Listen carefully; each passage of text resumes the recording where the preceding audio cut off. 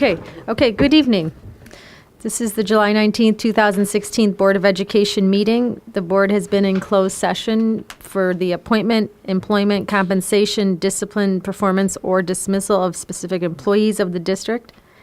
And 2, approval of June 13th, June 14th, and June 23rd, 2016 closed session minutes. Let's rise for the pledge. I pledge allegiance to the flag of the United States of America and to the republic for which it stands, one nation, under God, indivisible, with liberty and justice for all.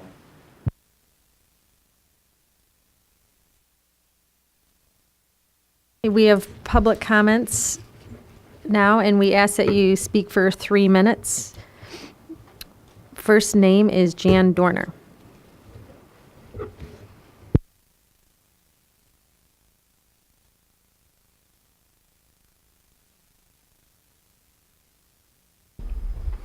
I'm Jan Dorner, and I'm not speaking for any organization. Tonight I'm speaking on openness and transparency, or lack thereof. For 2 years, this board met in open session to discuss an intergovernmental agreement between the City of Elmhurst and the district to use District 205 property for water detention. At the September 8th, 2015 board meeting, the agenda included an item entitled Setting of a Price for Sale or Lease of Property Owned by the District under closed session. The same agenda item was included in the September 22nd, November 10th, and November 24th meetings. At the November 24th meeting, I read a public comment concerning these meetings in closed session. According to the Open Meetings Act training on the Illinois Attorney General's website, one of the statutory exceptions allows a public body to hold a closed session for the setting of a price for sale or lease of property owned by the public body. Under this exception, a public body may not hold a closed session to discuss whether to sell or lease the property or whether to accept an offer for its purchase. These are matters that are beyond the scope of the exception, which authorizes holding a closed session only for the purpose of setting a price for the property. After speaking to Board President Ebner, who felt the board was acting appropriately, I filed a possible Open Meetings Act violation with the Illinois Attorney General on December 16th, 2015. The Attorney General sent a letter to Board President Ebner on February 9th, 2016, requesting a detailed written response to my allegations of improper use of a closed session exception. The Attorney General's request asked for a response in 7 working days. On July 7th, I called the Attorney General's office to find out what was happening. I was told the district never responded to the February 9th request. The Attorney General's office sent another letter that day requesting the same information with the same 7 working days deadline. The Attorney General's office has not yet received a response for either request, and this is over 5 months after my original request. I spoke with an attorney in the AG's office last Thursday and was told the district's attorney would respond soon. I'm concerned about what the district's attorney will bill for a response that has already taken 5 months. An intergovernmental agreement concerning the Bryan Gravel Lot, which is the southwest corner of the property, has been forwarded to the City Council. Based on conversations City Council members have had at public meetings, it appears that the school board has offered to sell this property to the city. The District 205 School Board has met a total of 7 times in closed session to set a price for sale or lease of property owned by the public body, and not once discussed selling property at an open board meeting. So let's talk about openness and transparency and not lack thereof. Thank you.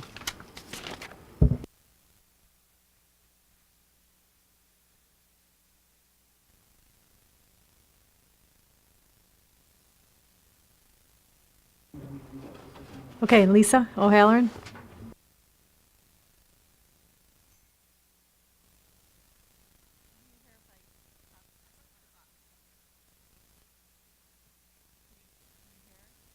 There you go. Not try. All right. Can you hear? Oh, yeah. Ooh, I can hear. I can hear you. Yeah. Okay, so thanks, Jan. I'm also here to talk about money, transparency, and legal fees. In October 2015, during LGBTQ Awareness Month, Dr. Moyer pulled the morning announcements for the As Is group, which is the LGBT Alliance Club at York. The LGBT Alliance Club was the only club who had the announcements pulled. On November 30th, 2015, I filed a Freedom of Information Act request for all correspondence regarding Dr. Moyer's decision to halt the constitutional right of one group over another. On December 2nd, the school district denied the request to hand over the documents.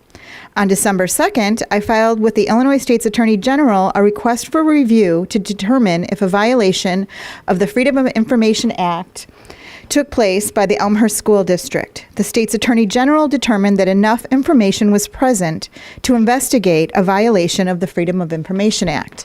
The school district stalled and requested more time. Eventually, the school district was forced to turn over the required documents to the Illinois State Attorney General. On June 30th, the Attorney General declared that, in fact, the district was in violation of the Freedom of Information Act for not turning over the preponderance of the documents requested. The Illinois State Attorney General found that the district was in non-compliance for not turning over the documents that illustrated Moyer's decision to pull the LGBTQ club's morning announcements. On June 30th, the state's Attorney General forwarded their findings to Ellen Walsh, the school district's FOIA officer, and the school district's attorneys. On June 30th, I forwarded the same finding of noncompliance by the Illinois State's General to the entire Board of Education and requested the documents the Illinois State's Attorney General said should be turned over. These documents still, 10 months later, have not been turned over. We're going on 10 months of hiding documents that the Attorney General said need to be released. We are going on probably thousands of dollars in legal fees that the district is paying to the lawyers to try to not follow the law. Board, please consider your attorneys that are advising you to not comply are getting paid more and more and costing the district more the longer this gets strung out. The more legal fees you will incur that will have to be paid by our tax dollars. Therefore, on July 19th, today, a request for all invoices, bills, and documents pertaining to the legal fees in connection with the original FOIA was sent to the Elmhurst School District via the Freedom of Information Act. The optics here are not good. The board has to realize that the speculation over the contents of those emails will only run higher now, coupled with the obvious reality that you are wasting people's time and tax dollars on exorbitant legal fees.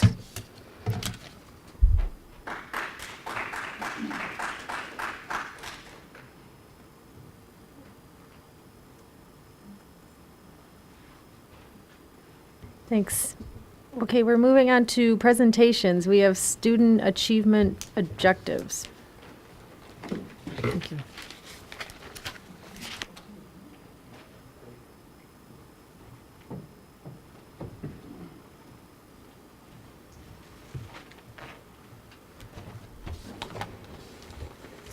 Okay, thank you. Last year, we brought to you two student achievement objectives and requested your approval. The purpose of those was to provide focus and clarity around the efforts of the district to positively impact student achievement. And those two objectives were develop a balanced assessment system and improve assessment literacy throughout the district, and increase student engagement in all grades EC12. In June, we presented to you the work that had been done to support those two objectives throughout last school year, and indicated that we would be bringing to you revised student achievement objectives in July for approval. What these approval will allow us to do is ensure that our work is consistent with your expectations and that we have shared goals and priorities. And so we will then develop school improvement plans, allocate resources, and structure professional development opportunities accordingly. The two achievement objectives will remain the same. What we're asking you to approve is simply an extension of the work we've been doing, the work that's in progress, both taking it to its logical next step and in many cases going deeper. The focus areas for the balanced assessment, is that, yeah, you have that up, okay. Refine and develop common assessments in all grade levels and content areas to ensure standards alignment and support teacher ability to utilize data to improve learning outcomes. Increase the capacity of teachers to formatively assess student mastery of designated learning targets. Increase the capacity of teachers to utilize data to personalize instruction and establish grading task force. The anticipated outcomes for those action steps, district will ensure fidelity to the professional learning communities model. This objective will focus on questions 1 and 2. What do we want our students to learn, and how do we know if each student has learned it? Secondly, the district will increase its capacity to analyze and report progress of student achievement through a new data warehouse system and updated district performance indicators. Those will be presented a little bit later. The district will utilize common summative assessments in grades EC12 to ensure guaranteed and viable curriculum and analyze student growth. The district will ensure that Type 2 assessments are utilized at all levels for para purposes, beginning with the 2018-19 school year. And finally, the district will have a standards-based grading system in place no later than the 2019-20 school year that accurately reflects what students know and are able to do. The key, some of the key things related to the assessment objective are the fact that I want to emphasize that all of this is rooted in the professional learning communities model that we talk about, and that model is intended to provide an organizing framework to help us analyze the student achievement information and make sure that we are clear about what we want our students to be able to do. The school improvement planning template is being revised this year, and that's been presented to you to try to help support the principals in their professional learning communities work during their building level professional development, and make sure that that organizing document is consistent with these student achievement objectives and the district priorities. So in the professional learning communities model, we focus on job-embedded professional development, high levels of teacher collaboration to analyze student data, and the idea being that we want to adjust instruction in a timely manner to support student learning in an ongoing manner, as opposed to using a lot of lagging data that is after the fact and not necessarily real useful to teachers. So those are the key points in the first objective on assessment. The second objective on student engagement, there are 5 action steps related to this, all really kind of interrelated. The first, implement year 2 of MLI utilizing Chromebooks in grades 4 through 12. The second, build capacity around the Danielson frameworks related to 3C, engaging students in learning, and what we call level 4 instruction, which according to the rubric is the what would be considered excellent or distinguished. All of those descriptors essentially focus on student engagement in one manner or another. Implement the workshop model of literacy with the new ELA units of instruction. Initiate and complete the math CDT process. Study and pilot instructional systems that promote student engagement to include, but not limited to, Quantum and Kagan. We had several principals attend a Kagan training this past week and are extremely excited to bring this back to the district, and we'll be reporting that to you on August 9th. And that, again, is a system to promote student engagement, and student ownership over their learning. What you will see this year is an increased focus on student engagement and rigor. Now, the concepts that are related to assessment, again, these are not isolated conversations, but there will be more intentional work on those concepts. The anticipated outcomes: district will ensure future-ready graduates and rigor through application of knowledge to real-world unpredictable situations.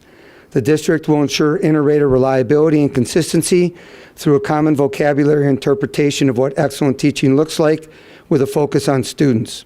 What is learned will be more important than what is taught, and students will exhibit ownership over their learning.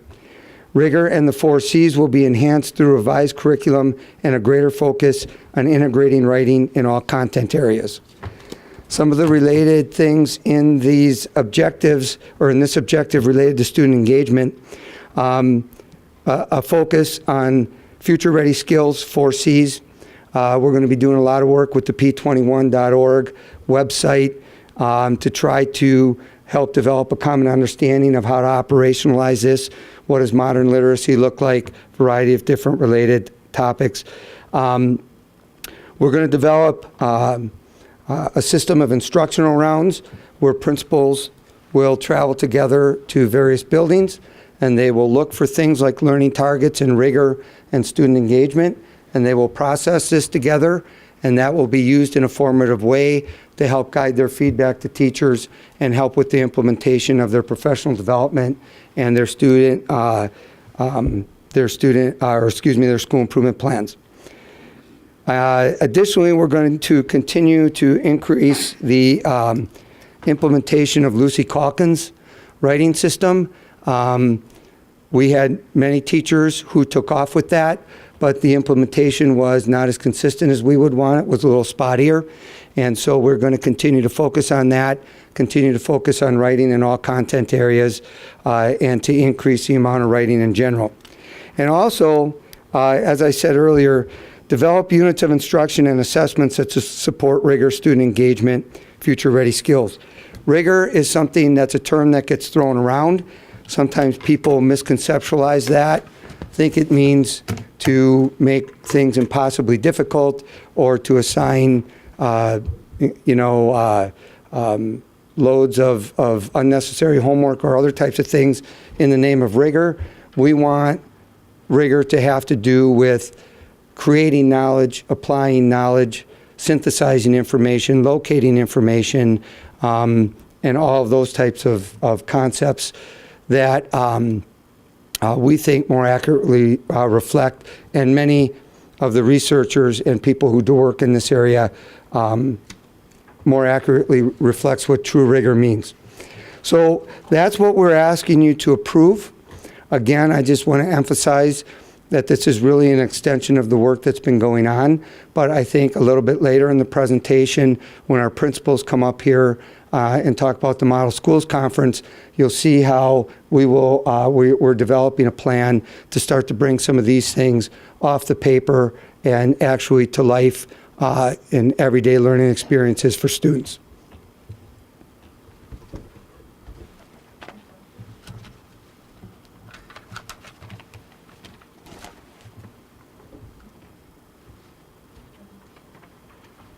John? We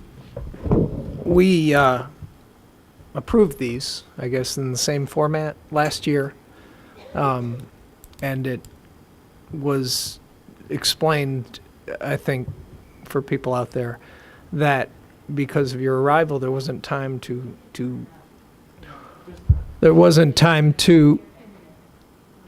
organically create a strategic plan. And I'm just wondering, what's the future look like? I mean, these things typically grow out of a strategic plan. Is it part of the strategic plan that's... I'm trying to put all these pieces together. Well, the best way I can answer that is that the ultimate goal of the Focus 205 process is to have a plan. Mm-hmm. Okay, and because that process is constructed in a certain manner, we didn't want to go and extend a period of time without being able to articulate what we wanted to focus on with our instructional efforts. And so the goal of the ultimate plan would be to have any kind of student achievement, resource allocation and facilities things intertwined in a more comprehensive manner. But the ultimate plan was always intended so that the focus would be on identifying what we believe is important for our students to be learning as the primary driver. And so this work isn't really being done in a vacuum, but in order to construct, you know, the overall plan, we need to go through the process of identifying, involving the community, understanding what their beliefs are, and trying to establish community priorities. That process takes some time. So we're hoping that we will have a plan at the end of the fall or early in the spring as Focus 205 continues to move through the fall. Okay. So this is a good thing to extend these things. I mean, it looks great. The action plan looks significant and substantial, and support it fully. And we look forward to the strategic plan growing out of 205 and how that will drive some of these things and bring all the pieces together. So I guess I'm asking that question to inform. If in order to engage, the student speakers aren't engaged for some reason, so I would need to reset the meeting if you want to do it. Otherwise, so we need to take a break, or they need to come up. The sound is coming out of the speaker mics, but not, the mic speakers, but not out of the ceiling speakers. How long does it take to reset? Several minutes, 5 minutes. Okay, yeah, let's do that. Let's take a Okay. 5-minute break and see if Can we you can get inform them what we're doing? Can we take a 5-minute break? Yeah. We're going to take a 5-minute break to reset the speakers. Okay, so we have two student achievement objectives. One's related to, okay, I don't have to do that? All right then. So, in other words, yes, it's very important to our people that we continue to keep this work moving forward and that people see a consistency and that the goals and the objectives are, moving in the same direction, so. My only point is for everyone out there, there's a lot of real moving parts here, and this all gets tied up to the strategic planning in Focus 205 that's being done. And I think it's real important to show the community that ultimately this is going to grow out of that. For right now, it kind of stands a little bit independent, being approved independently by this board, but it appropriately will be connected with that and support that approach. Correct. Okay, so then at this point, and I should mention too, anytime you see tech, we're using that as an accelerator for the student engagement and the rigor and not an entity in and of itself. And also, when we have a new assistant superintendent approved, that person will obviously take over the responsibility that's indicated by our previous assistant superintendent. And that's reflected in these plans, but that'll be changed.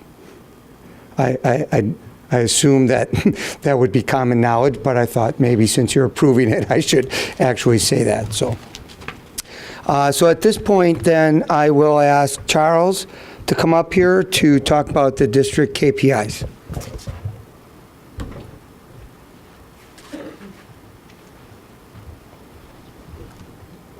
Hey, that works. All right, good evening. We are bringing our new district performance indicators to you. As you know, we've been working through a lot of changes with our assessment system and kind of implying that it's going to have impacts on our DPIs and the measures that we use. So tonight the intent is to bring you a summary and definitions of those new performance indicators.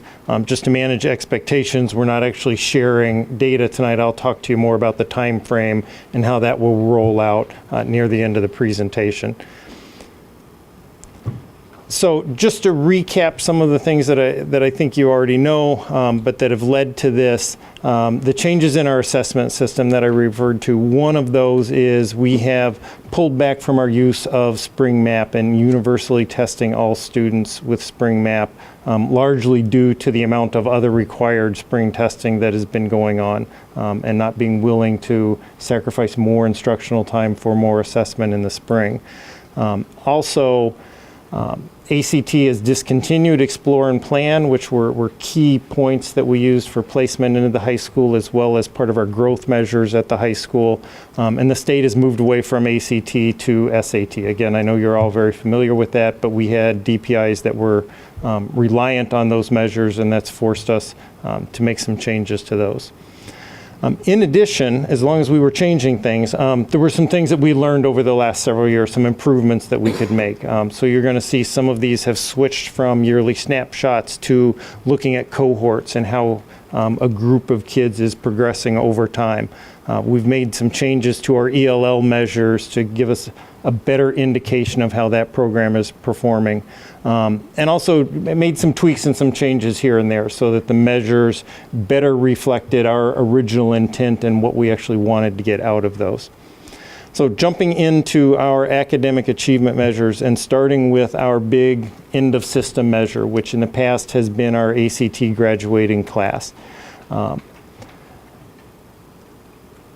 Because the board decided to fund ACT for all juniors, we will, for this year, we will through next year's graduating class, so the class of 17, still have a consistent ACT graduating class with what we've had in the past, where we know that all of our students have taken the ACT at some point. Moving forward from there, we'll still have an ACT graduating class measure. It just won't be the same measure anymore. It'll only be students that have elected to take ACT on their own on a Saturday, so moving back to what it was before about 2000. So what we're going to do is we're going to transition to using the SAT that's taken by all juniors as part of the state testing. And as I know you guys learned last Monday with the rest of us, that measure that's going to take the place of Park at the high school level. Our achievement gap, we're going to continue to use MAP at elementary and middle school, although we're going to switch to the fall MAP rather than the spring, because again, we're not universally testing all students with MAP in the spring as we were in the past. We are still using MAP with all of our students in the fall, and we'll switch from our junior ACT to the SAT for that as well. A new measure is the percent of our third graders that are reading at grade level. This is showing up more and more as an important early indicator. You know, third grade is the point where students make the transition from learning how to read to using that skill of reading to start to learn new things. So it's an important kind of inflection point in their progression that we want to maximize the number of students that are at grade level at that point. Because it becomes more and more difficult as they move forward if they don't have those reading skills at that point. Now, this one we are still zeroing in on the actual measure that we're going to use, but we will finalize that by this fall. Now, this is the one that's kind of given us the most worry with the switch to SAT. We are used to having those regular checkpoints with Explore, Plan, and ACT to be able to monitor growth throughout the high school years, and we are going to have a gap where we just don't have that kind of external growth measure for a while. So for the 15-16 school year that we just finished, we are still going to have that Explore to ACT that we've had in the past. But as we transition, it's going to take some years as students start taking the PSAT in 8th grade, and as they start moving through the system, that we start getting those growth measures. So there'll be a year that we don't have any of those external growth measures, and then as those students progress, we'll start adding new growth measures from 8th to 9th, and then 8th to 10th, and then finally 8th to 11th. So it won't be until the 1920 school year that we're kind of back where we were, where we have a measure from 8th grade to the junior year in high school. At the elementary level, we're going to continue to use NWEA MAP as our growth measures, but we're going to make a couple of changes. One is, in the past, we've done fall to spring, and again, we can't do that now because we don't have that spring measure for all students. So we're going to switch to fall, which in some ways is a better measure because it actually gives us an annual check rather than fall to spring and then some students grow, sometimes there's a summer slide, and then we start again in the fall and the fall to spring. So this is actually going to give us a year to year to year growth measure. We're also going to transition from using MAP's meeting typical growth measure to just looking at the average growth in RIT points at each one of those levels. And that's better for us in a couple of ways. One is NWEA renorms those typical growth numbers every 3 to 4 years. And so it basically changes what the target is every 3 to 4 years. And so this way we have a consistent measure that we know is going to be consistent over time.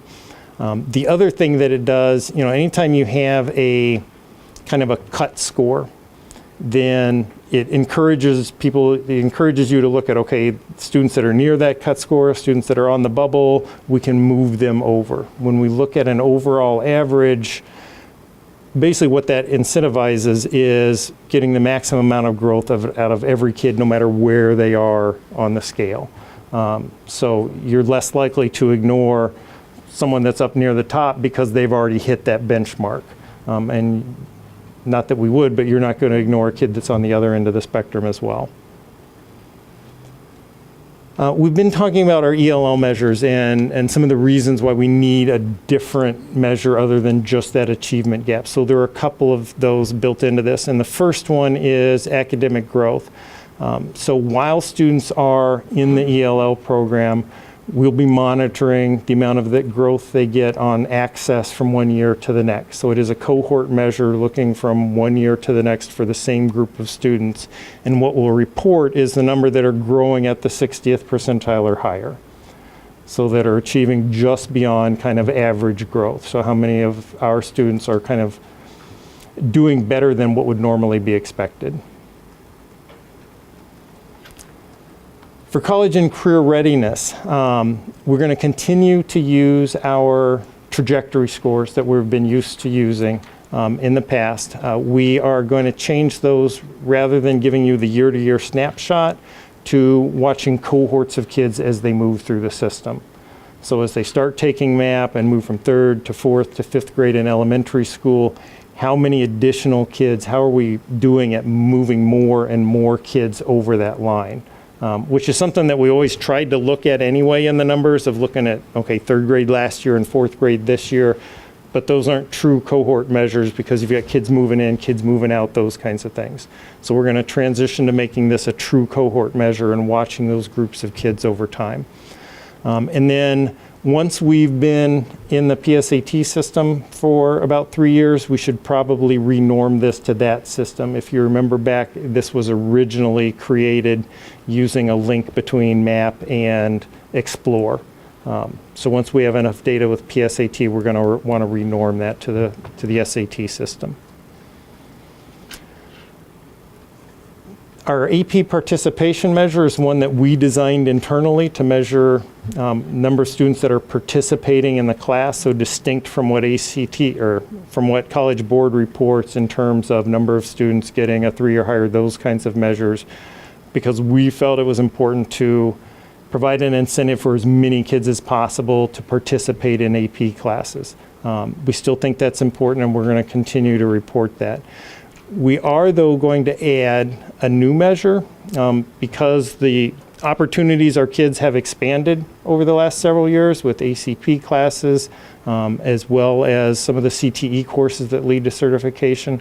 We're going to create a new measure that looks at the percent of our seniors that in some point in their high school career have taken advantage of at least one of those opportunities. So we'll be able to look at, while students were in York High School, what percentage of them actually at some point took advantage of some type of opportunity to have a post-secondary experience. And this is our second ELL measure, which is after they've exited the ELL program. how many of them are meeting our trajectory score, our college and career readiness indicators. So again, after they've exited, they've been tested out and are English proficient and should be performing at the same place relative to their peers, we want to be able to monitor, is that really happening? And there are several other measures we will continue to report. Our graduation rate, other report card data, the new Illinois Science Assessment, park data, all of those things we will continue to bring to you in addition to these DPIs. There are two that we've discontinued. One is the fine arts participation and the others are New Century participation measures. When we put these DPIs together, the intent of those was to recognize the importance of those experiences in addition to just the pure academic, math and reading, which test scores usually deliver. And while we still feel that those are very important experiences, I don't think anybody has looked at these measures and thought they brought value to the process. There's just too many other conflicting factors and things that go on that make those go up and down. And I don't think the board or us internally ever felt like these were giving us valuable information. So we are going to continue to try to emphasize these activities in a more qualitative way and bring things to the board in that way, but we're not going to continue to report out on these kind of pure participation rates. And just so you know when you are actually going to see numbers, most of them we will bring to you in October. There are a lot of these that depend on fall measures, and so the fall NWEA window typically ends about mid-September, and then we can bring you that information in October. There will some that we try to bring to you in a more timely way. Our ACT grad class we typically bring to you as soon as we have it. The intent being that we certainly want you to see those things before they show up in the newspaper. Are there any questions? Mr. Collins. I have a few. First, let me start right in the weeds. Like 5 or 6 years ago, we came up with this rubric to place kids from 8th grade to high school. Yes. What are we going to use? I mean, all the things we've been using, we're not going to seem to be using anymore. So how are we going to do that? Well, there are pieces that are still there. So the rubric that we use to place from 8th grade into high school, there are pieces of that are based on 8th grade performance, either on common assessments or report card grades. There are teacher evaluations that make up a part of that. We still have NWA MAP scores. Really, the only piece that we will be missing is their Explore scores. And one of the things that's on the agenda this fall is reworking that placement rubric, of taking a fresh look at what pieces of it have actually worked in the past, which ones are actually better predictors than the other, with the intent probably of trying to simplify that rubric a little bit. What we will likely end up doing is using PSAT that we're going to begin giving in 8th grade, using that to replace the Explore portion.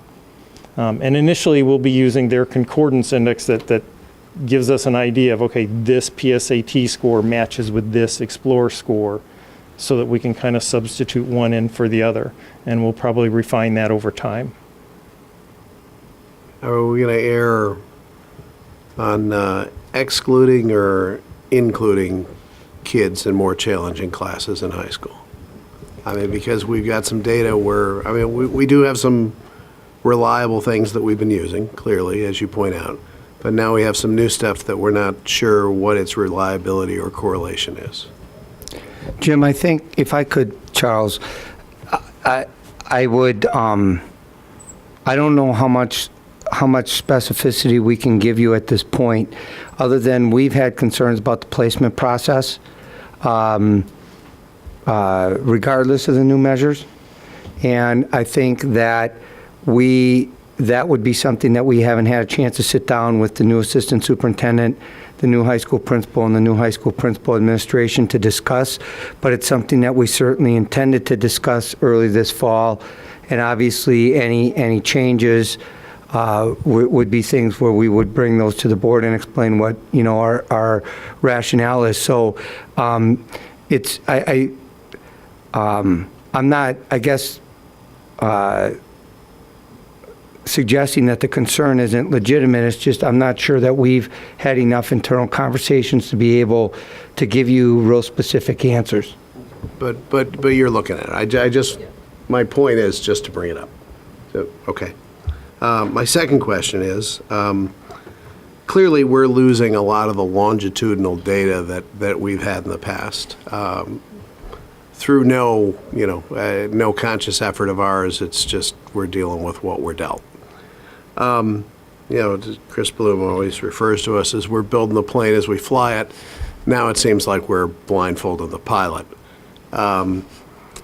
Make me feel better that we're not blindfolding the pilot. All right, I'll give it a shot. Because the reality is, it's a discontinuity in our data. This is ending and this is starting. So, one of the things that we will do is look for ways to tie those together. So SAT is published, their concordance indices, which, as I described earlier, basically tell us this SAT score is equivalent to this ACT score. So we can basically back map. So I'll take all of our ACT scores for the past 5, 10, however many years we want to do it, and translate those into SAT scores. And so that becomes the first part of the graph, and then from there out becomes the real SAT scores moving forward. Now, the reality is there's going to be some uncertainty built into that. It's not going to be a pure, we're absolutely sure that this means, so if something blips up or down, you're not going to be able to say this caused it, because there's going to be some just uncertainty in the translation of one score into the other. So again, I said I was going to give it a shot. Makes me feel a little there is some ability to match the two systems together, with the understanding that it's not perfect. One last one. Fine arts participation, 21st century participation. If we stop measuring it, do you think that's equivalent to de-emphasizing it? Well, and that's our fear, and that's why I kind of talked about what we want to do is try to bring things to you in a more qualitative way, point out excellence where we're seeing it, those kinds of things. That would certainly be unintentional. The reason we included these in the first place was because we truly do find a lot of value in those experiences for kids. And we didn't want to make the mistake of creating DPIs that didn't include them because we were afraid of just that it might somehow de-emphasize them. So I think just the fact that we are all internally very conscious of that, and honestly not entirely driven by just these DPIs. There are lots of great things that go on in our schools that aren't measured by any of these DPIs. And I don't think people have any less of a commitment to those things just because it's not in one of our district measures. We created a great fine arts program long before we started measuring participation. Right. And I do think it is in the fabric of the culture of the district. I just want to make sure it remains there, and that's the reason I bring it up. So, Yeah, we done. agree. Thank you.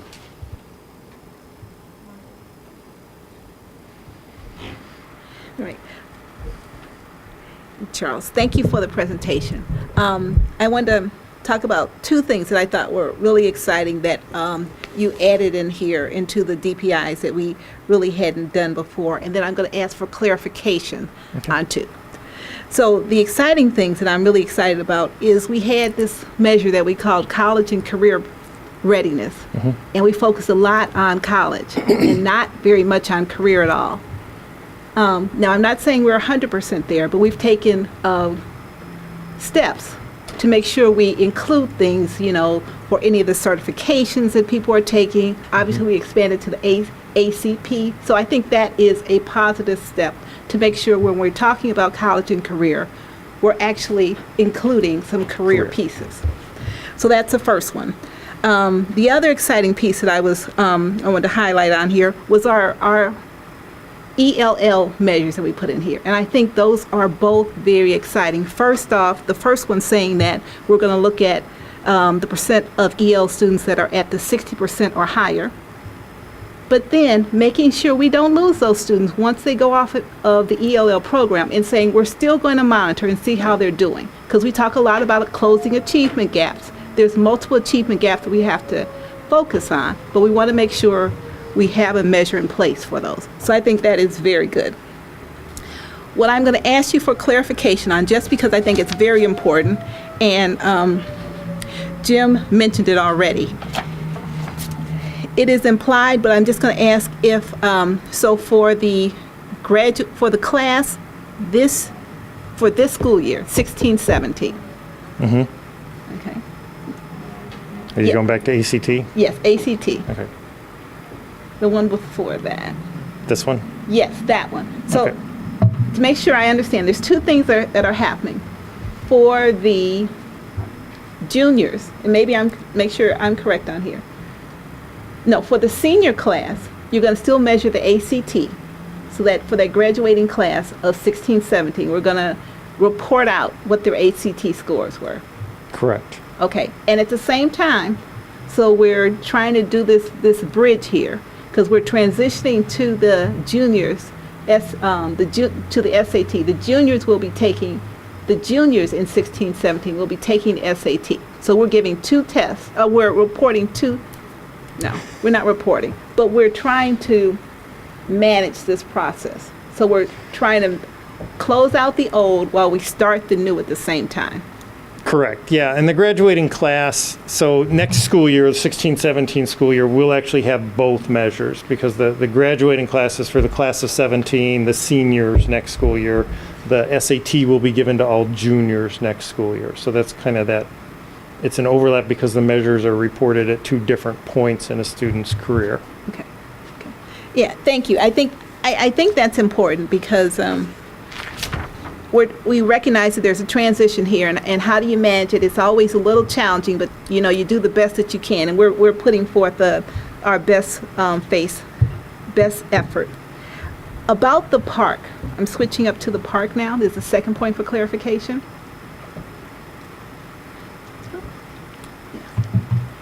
I know we got the news about the park, but just clarification. Our juniors are taking the SAT. Correct. And there is no park for the juniors in the SAT.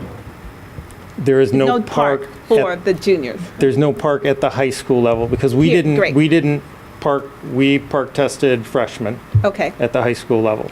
So next school year, SAT is the state mandated accountability assessment. There will be no park at the high school level. It will remain in grades 3 through 8. Okay, excellent. That's the point, that there's no park for high school. Correct. Although any there level. still is the Illinois Science Assessment at the high school level, Okay. because that's something different from park. Okay. All right. That's it. Thank you very much.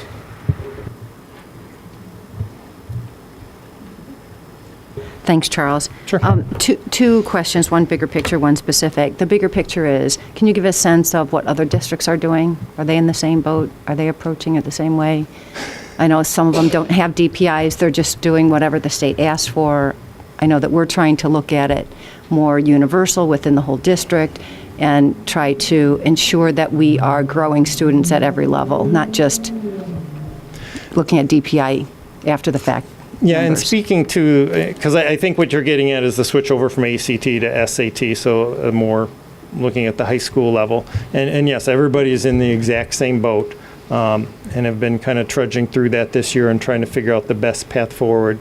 I would say the path that we are taking in terms of switching over to the PSAT leading up to the SAT system all the way from 8th grade through high school is by far the most common approach among other districts that have relied on ACT in the past. Everybody is pretty much, they're taking a clean break and moving over to SAT.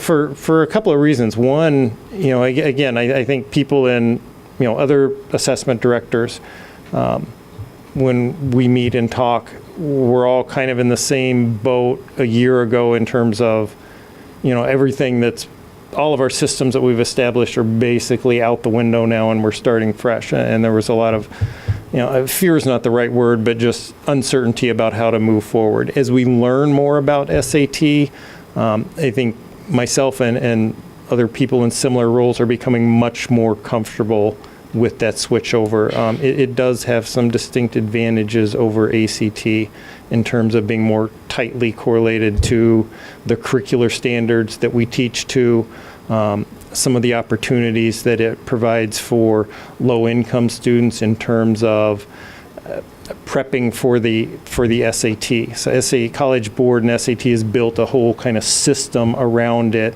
that allows any student to take a practice test and get targeted practice around their weak points, which is something that ACT never had.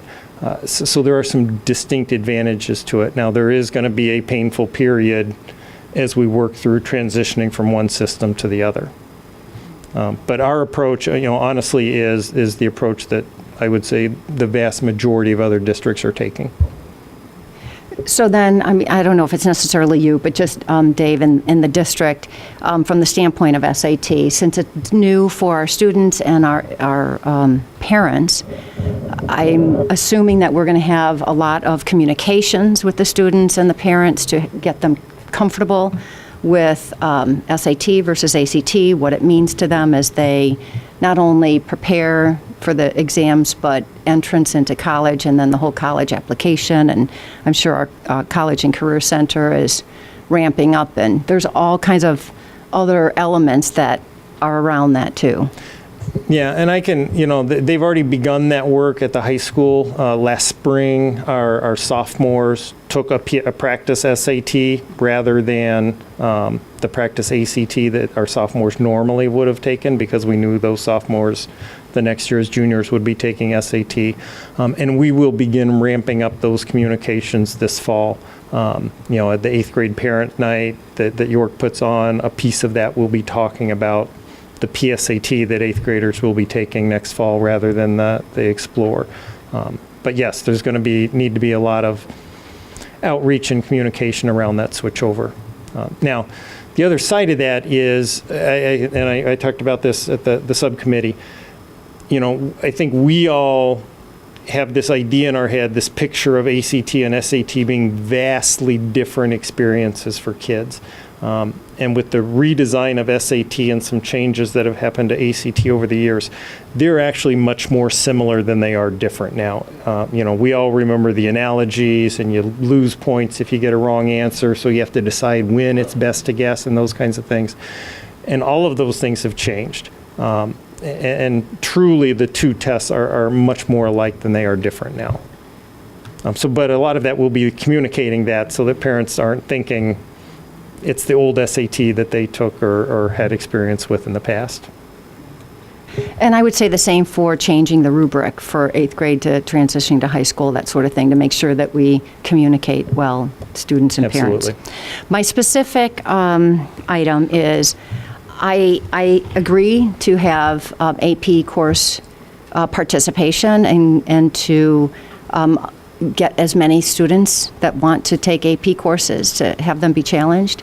I'm still an advocate, though, for the value of the performance of the AP classes as well. So it's not just getting students in, but how well are we performing? How well are we teaching them in those AP classes? And some indicator as to how we're doing. Yes, and we will continue, as we've done in the past, we will continue to report those. Again, those fall under things that become publicly available and show up in the paper, and we're going to let you know what those are before you see them in some kind of paper comparing high schools. So, what we've reported in the past is the pass rate, the number of students that took tests, and the total number of tests, and we'll continue to do that and show you how that has trended over time. Karen, just to kind of maybe add some perspective, if we started out by focusing on pass rate, then there would be a tendency for people to want to keep kids out. So what we're trying to do, especially because the state has now passed the legislation, but even prior to that, where if you get a 3 or higher, you get college credit in Illinois. That was a law that came into effect last year. We want more kids taking AP courses. We want to increase the number of tests taken in kind of a progression where we go the other way, and then start to scrutinize the number of passing tests, and then finally the percentage of passing tests, as opposed to doing it the other way around. So it's not that we're not looking at it, or that we certainly want the highest pass rate possible. We just want to make sure that we have the proper perspective so that we don't work against ourselves.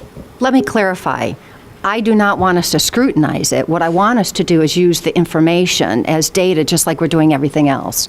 That's all I'm trying to emphasize, because it's valuable information for us to assess ourselves as well as our students. I don't intend for us, to.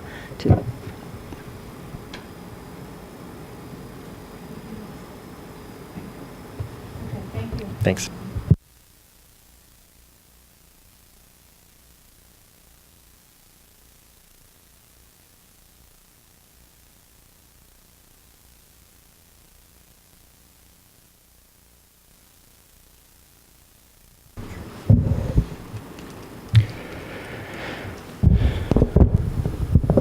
Okay, in June, several of us attended the Model Schools Conference. And the Model Schools Conference is an annual event that is hosted by the International Center for Leadership and Education. This is Bill Daggett's organization. He's the CEO and founder, and is kind of most noted for his rigor and relevance framework. And Margaret, as we continue throughout the year to report out on our work and talk about the rigor and relevance framework a little bit, and that will come to board meetings eventually soon.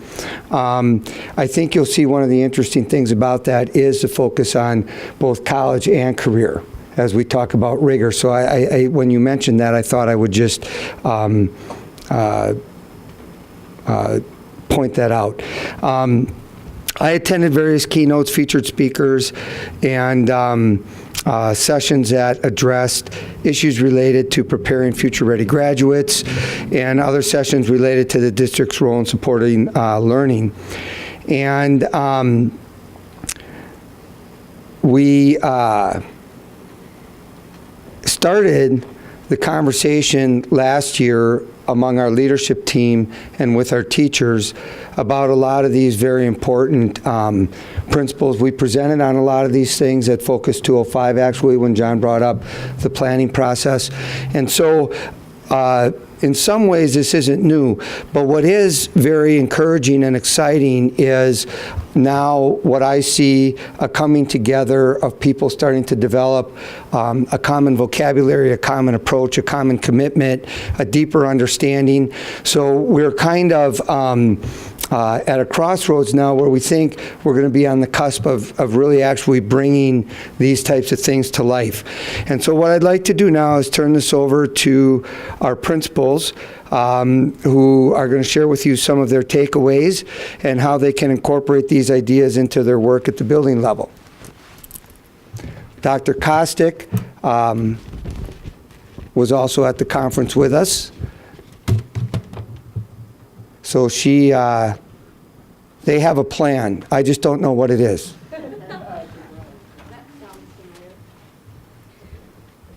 It is awesome when your leader trusts you to not know what our plan is. No, actually, I do want to turn it over to the principals very quickly. I, like Dave, attended a lot of the keynote, all of the keynote sessions, and then the separate sessions in between. And if I could just offer a simple reflection about the power of a large group of your leaders being able to sit and share and focus on leadership and the role that we play in student achievement. And all of the conversations that occur in between sessions. Sessions ran from 8 o'clock in the morning till 5 o'clock in the evening.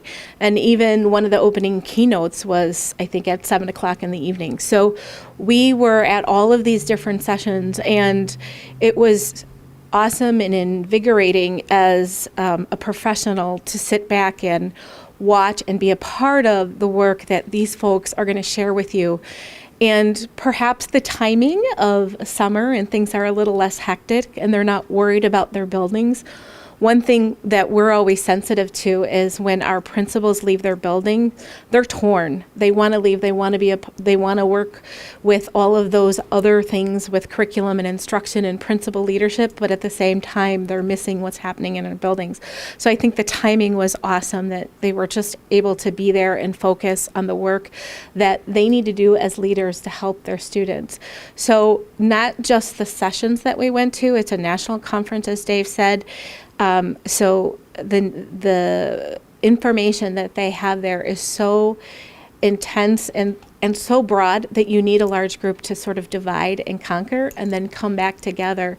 What did you see? What did you learn? And so those conversations that occur certainly between and what we've had subsequent and will continue to have is just, as Dave said, it's pulling together a lot of the things that these folks have been laying the groundwork in their role as principals in this district, and probably some of their other, I would imagine, with confidence, their other leadership capacity as well. So I'm going to turn it over to the principals and let them share like what they saw and how they feel like that can impact our student learning when we come back to the district. Nikki? I forgot about that picture, so I'm really glad I don't have the same dress on. That would have been embarrassing. I would actually like to start, this might be a little, I hope this is okay, I don't usually speak at board meetings, but back to the strategic plan that Dr. Moyer shared earlier, there were a couple questions, and John, I think you had a couple really good ones. I want you to know that from my perspective, we have never been more focused in District 205 from the time that I've been here. I'm going on my 6th year as principal at Hawthorne this year, and from day one in August last year when Dr. Moyer first stood in front of us, it was about a balanced assessment system and student engagement, and I can tell you every single one of my teachers knows that. I would think my colleagues' teachers know that, and that has not changed over the last year. That continues to be our focus. The plan that you saw up there is the plan that I shared with my staff to develop my school improvement plan for this upcoming year, and it's about student engagement and it's about a balanced assessment system. So I really feel like we're headed in a really good direction, and I hope that maybe that makes you feel that way as well. Back to the Model School Conference. I would like to thank you so very much for the opportunity to go. It was my second national conference, but really I'm going to count it as my first. The first one that I went to, I went alone. I didn't have other colleagues to bounce ideas off of, and this was a whole nother ball game. Being with my colleagues, having an opportunity to be with Dr. Moyer and Michelle Fitzgerald, who unfortunately is no longer with us, but to be able to be with them and talk with them, get to know them a little bit better on a professional level. Poor Dr. Moyer was stuck on an airplane to and from Orlando with me, so I still apologize for that. It is I who should have But it was really a great opportunity, and something that really sticks with me from the flight out to Orlando. Dr. Moyer continued to say, our conversations need to be about students, not about the adults. It's about the students. Then we go to Daggett, the keynote speech, and he's talking about our conversations need to be about the students, not the adults. And then his closing speech, it's about the students, not the adults. And so we just kept having these really great conversations throughout. So I just can't thank you enough for the opportunity, and I want to thank Dr. Moyer for providing me with the opportunity as well, because not all of my colleagues got to go, and I feel very fortunate and excited to share this knowledge with my staff in the fall. Funny little short story, I got a text from a teacher today. She was asking me a question about a personal day that she needed to use, and she was a little tenuous about starting the school year. And I should read you my response, and it was something to the effect of, we're going to hit it, it's going to be great, I can't wait to get back at it. And she was a little surprised with my response, but I truly feel that way. I cannot wait for August to come, I can't wait to get started with what we are bringing back to our teams. We were asked to share, I'm probably going over my time, I'm glad you don't have the timer up. We were asked to share about one or two of the the sessions that we attended, and one that I chose to attend was the implementation of one-on-one technology, because as you know, our 5th grade students at the elementary level are going to be 1-to-1, and we're going to be 2-to-1 in 4th grade, and then we have a lot of other devices. And I really want to find a way to not enhance our students' learning, but to transform it. And so the session that I went to were these 2 really just fabulous principals in a really small little district in, I think, outside of Maryland, and no money, you know, they didn't have any of the resources that we have, but they found a way to make it work. They talked about their challenges, but then they also talked about their successes.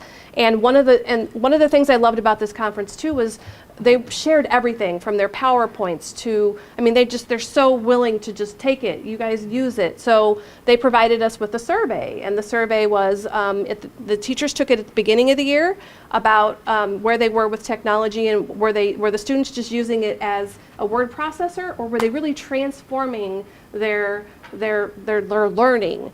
And you know, they were very low level at the beginning of the year, and at the end of the year, the survey just skyrocketed. And so I'm going to use that survey with my staff in the fall to kind of just get a feel, where do they think that their students are, and where are they as teachers of it, and then take it again in the spring, and we'll use it in our school improvement plan as one of our data pieces. So that kind of just ties school improvement, you know, the strategic plan, taking the model conference, and then how are we going to, you know, implement that in our building and make it living, make it alive. And that was, I think I'm good. Questions?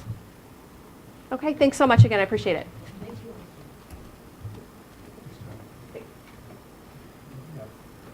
Thank you, Dr. Moyer, for allowing us to go to the conference as well, and Board of Education. It was a fantastic conference, and I can build a little bit about what Dr. Kostick said and what Nikki said, and talk a little bit about the rigor and relevance and how they really made that work for them.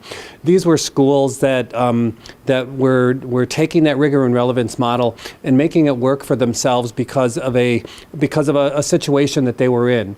I think we have a better opportunity to make that moving forward, and I think we can be proactive with that rigor and relevance, and we can go right into the engaging of the students that we were talking about with our school improvement plans, and Dr. Moyer was talking about a little bit earlier, that we can take that student works and student thinks quadrant D and make that really, really work for all of us, and make the teachers with our instructional coaches, make them look at that instructional coach and make them look at the instruction that they're giving and they're presenting to students, to make them do, to make them think, and to make them have this opportunity to really do some critical, complex thinking in every classroom. And I think that that's what's important, and that's what they were talking about. They put situations into quadrant A, where the teacher works, quadrant B, where the student is working, quadrant C is where the student is thinking, but in quadrant D is where they want all of the work to be doing, and that's where the engagement comes in, and that's where the complexity comes in of the instruction, and the complexity of the thinking goes on. The other thing that they were really talking about was the relationships, and we all know from our work and our relationships and how they work in our working lives, relationships are so important. And if you ask anybody, if you read any leadership books, it's all about relationships, relationships, relationships. And that goes in from student to teacher, from teacher to administrator, from administrators to board members. All of those relationships really, really count. The Daggett piece, they talked about relationships, and they wanted to make sure that we knew that that was an important part of it. So they added rigor, relevance, and relationships to their model to make sure that we knew that that was just as important as giving the kids good instruction. The late Rita Pearson, if you haven't seen her probably 5 to 10 minute video on YouTube, it's a TED Talk. It's Every Kid Needs a Champion. And she's got one of my favorite quotes. And she says, "Kids don't learn from people they don't like." And if you hear that, and if you hear her say it with that southern drawl that she has, it's just really, really powerful. And she goes on, every kid needs a champion. Rita Pearson, the TED Talk. So I hope that I was able to build a little bit about what Dr. Kostick said, a little bit about what Nikki said, that we really enjoyed the conference. We had a great time getting to know one another, and our conversations were about school, were about kids, were about being collegial, being about the things that we need to do in our professional lives, and that's where our focus is, and I appreciate the opportunity to do that. Thanks. Any questions for me?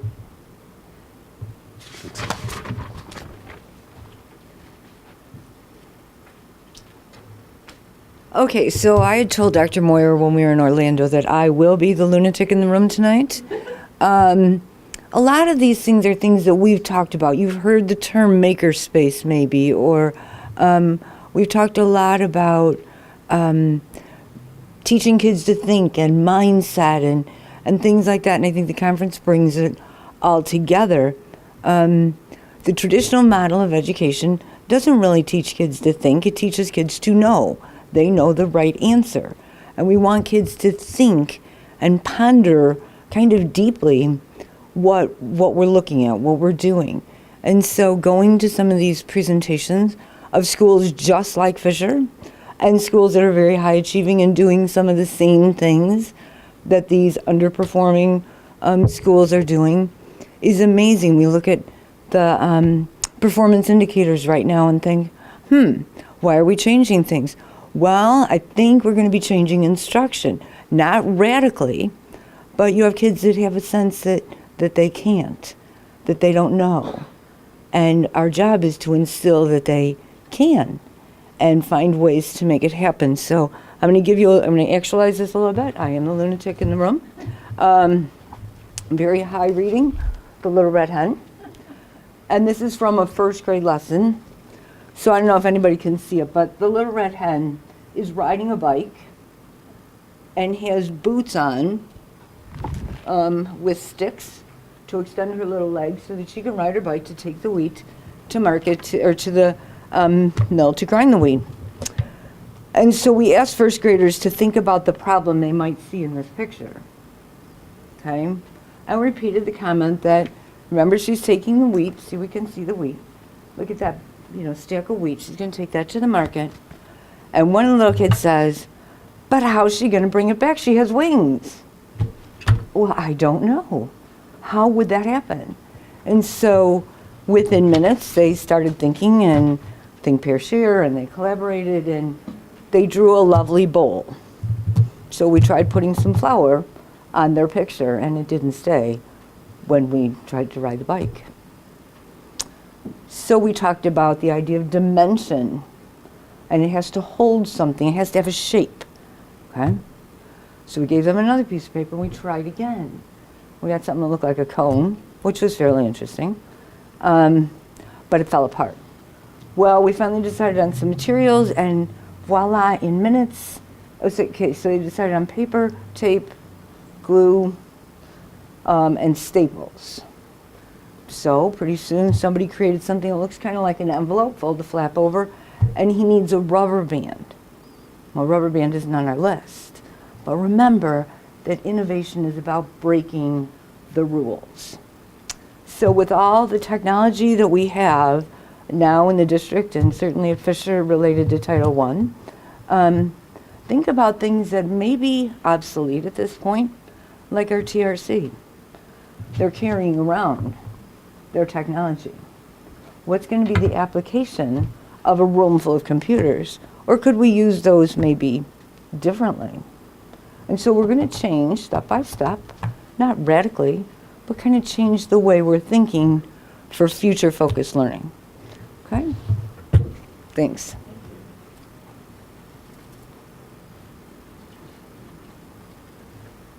Hi. Thanks a lot for allowing me to attend and to attend with my colleagues. We had a really wonderful time. Actually, Jackie, Aaron, Gina, and I went on Saturday because we were going to the pre-conference. We had a eventful travel day, and we didn't get to our hotel until 1 a.m. Sunday morning. That's a whole different story, but we did get there, and so Sunday, our time started at 11 a.m.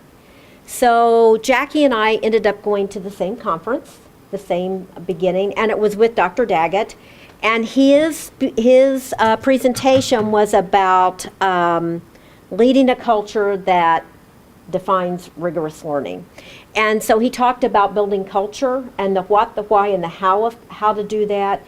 And he challenged us to build a culture that defines leadership, that sets vision, gives purpose, and cultivates the culture that you want for learning. So he talked a lot about that. And then from that, he shared his rigor relevance framework, which honestly set the foundation for me for the rest of the week, because then I had an understanding of the other conferences I went to. One of my big takeaways, 4 words, the power of one. And I heard it repeated at various sessions I went to. And for me, it's going to be kind of my mantra this year, my theme this year. And one of the sessions I went to was a turnaround school session about Brockton High School, Brockton, Massachusetts, where they did one thing. It was the power of one. One person, one issue, one step at a time, one student at a time. And she talked about the instructional leadership it took, the vision it took, and the power of what one person can do. And so that's kind of what I took away from it, as well as the opportunity to just relax a bit. We had a good time to share a lot with one another. And I came back really rejuvenated and excited. So I'm looking forward to the school year too. And now Jackie. Hi. I'm going to echo a lot of what my colleagues already said, and Gina was with us too, so it was really especially important that Gina and Linda and I were able to spend some time together and really synthesize the work from the week and make some plans for the upcoming school year. Just to piggyback, one of the sessions, an immersion session that Linda and I went to, was a session about leading a culture that supports rigorous learning. And Linda and Dr. Moyer, and we've been talking about it, Linda and I were able to work with other fellow administrators using that rigor, relevance, and student engagement rubric and look at classroom observations and really see firsthand what that can really look like, and the power of working with teachers and focusing on that student engagement and student rigor in the classroom. So that's an area that we're going to work on with the rigor, relevance, and student engagement rubrics throughout our professional development this year. Another takeaway that I have really was able to smooth out when I was there was about adding more choice and voice for my staff development throughout the year.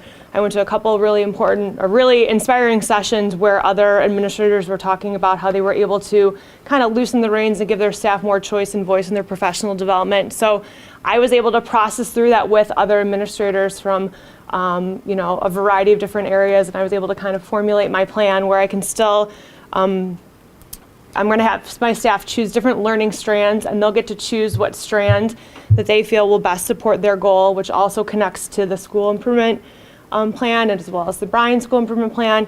And then those teachers will take the lead in kind of small learning strand pods, and they'll be able to focus their own professional development on what they need, and they have more of a voice and a choice in that in their development this year, obviously with support from administrators in our learning and teaching team too. So I'm really excited to see that plan come to fruition at Bryan this year. And then last and maybe the most important is that I've just almost survived my first year here, and I think the opportunity to be away was really powerful for me to be with the colleagues and really feel a part of the Elmhurst team, and gave me a time to really reflect on my own leadership from the year and hone in on some specific areas that I want to work on. And I was able to connect and listen and learn from amazing colleagues. So the trip was fantastic. So thanks for letting us go. And I'm going to hand it off to Erin to wrap it up. I just want to say thank you to the board and Dr. Moyer for giving all of us the opportunity to engage in what I think and know was an incredible experience, not only because it's of the things that we were able to take in during this time, but the things that we're really going to be able to take back to our students.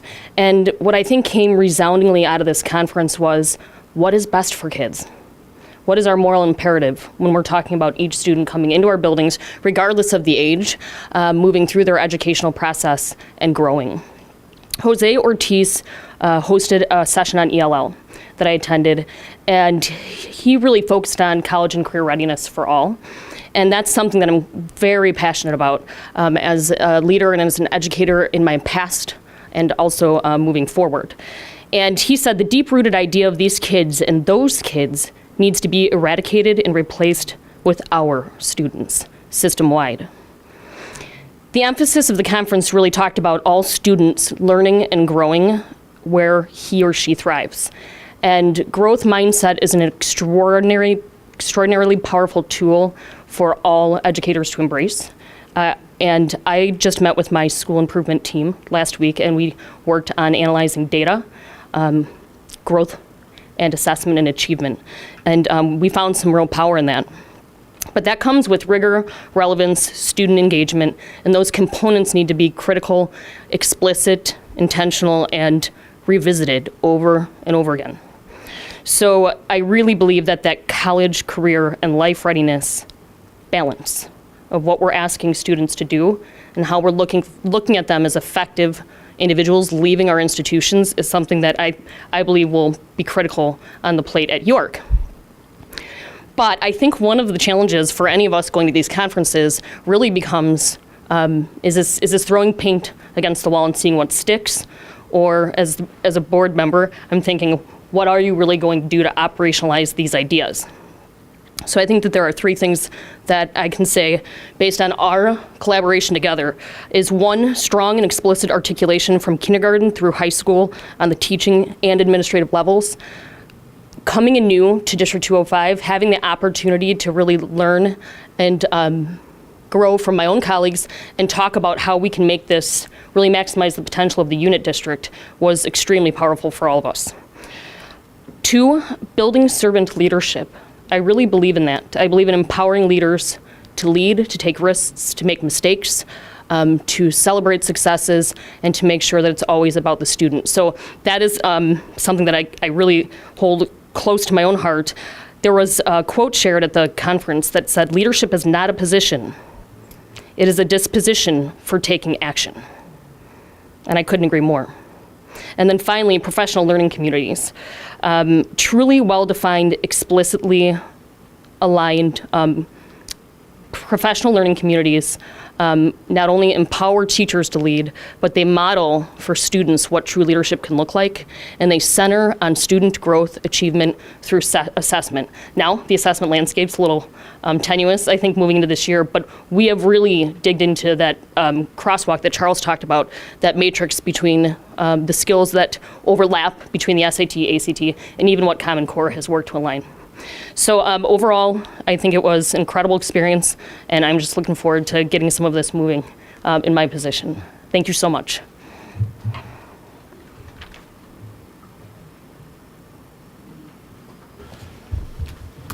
Okay, thank you, everybody, for coming out tonight. And we certainly appreciate your time and your efforts, as we do every day.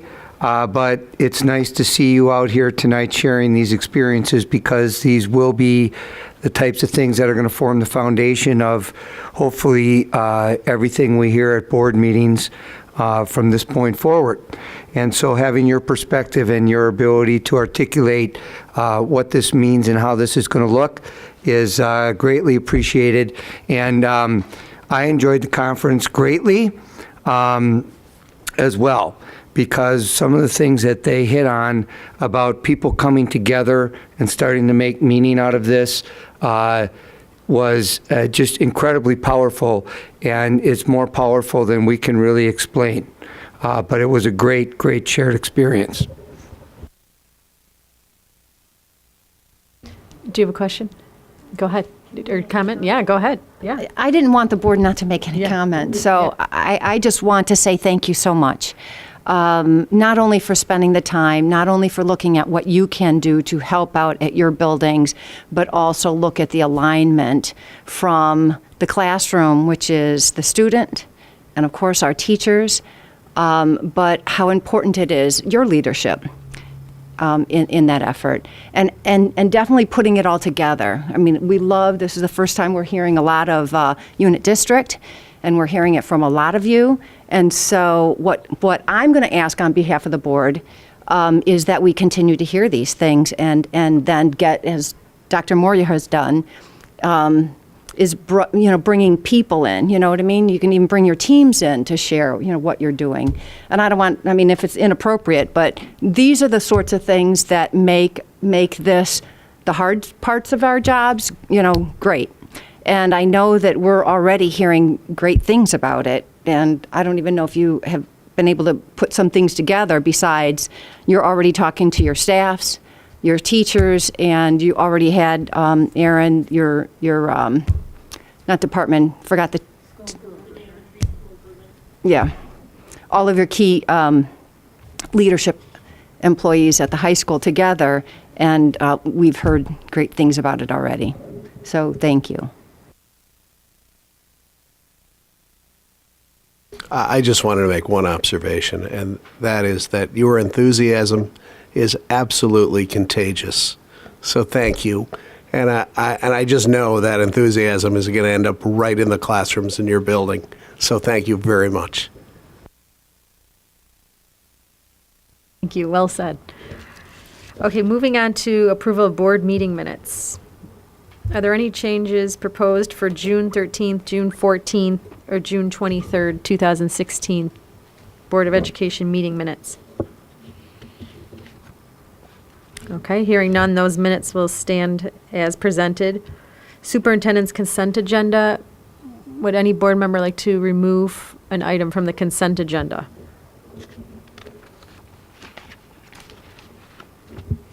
Okay, I need a motion to approve the consent agenda. I move we approve the superintendent's consent agenda items A through G as presented. Is there a second? I'll second. Okay, moved by John, seconded by Jim. Mr. McDonough? Yes. Mr. Collins? Yes. Mr. Bloom? Yes. Mrs. Stufen? Yes. Dr. Harrell? Yes. Ms. Bastido? Yes. Mrs. Ebner? Yes, it's 7 ayes, no nays, the motion carries. Superintendent's agenda action items, approval of student achievement objectives. Okay, so hopefully if you had questions, we were able to address them, and we would just ask that you approve these, and we can continue to move forward. Motion to approve. I move that the Board of Education approve the objectives as presented.